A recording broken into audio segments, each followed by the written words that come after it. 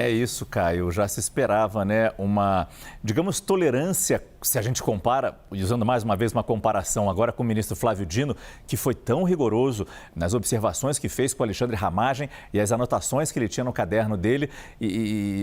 Enfim, o ministro fez comparações, inclusive, com traficantes de drogas, as anotações que se fazem.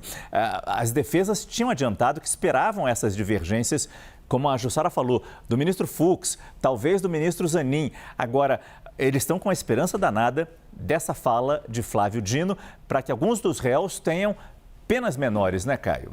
Isso é uma observação importante, né? A despeito do Flávio Dino ser ex-ministro da Justiça do presidente Lula, ser ex-governador por um partido, vamos dizer assim, completamente oposto à linha bolsonarista, né? Ele era um governador do PCdoB lá do Maranhão, e depois migrou para o PSB, né, Partido Socialista, Partido Comunista. Ele é, na origem, um juiz federal de carreira, né? Ele e o Fux, aí dessa turma dos 5. É interessante a gente olhar a origem de cada um. Carmen Lúcia também tem origem no direito do trabalho, salvo engano. Agora, o Alexandre de Moraes tem origem no Ministério Público, era um promotor, isso dá para a gente ver claramente na atuação dele no Supremo, né, muito incisivo. E também o Zanin tem atuação como advogado, era o advogado do Lula. Eu gosto de ver esse julgamento, não só esse julgamento, mas todos os julgamentos grandes do Supremo Tribunal Federal, como se fossem dois, Márcio, dividi-los em dois. Uma parte, a parte do julgamento em si, se os réus são condenados ou não e por quais crimes, que é o que nós estamos assistindo, e a segunda parte, que aí é um amplo debate, que é a tal da dosimetria da pena.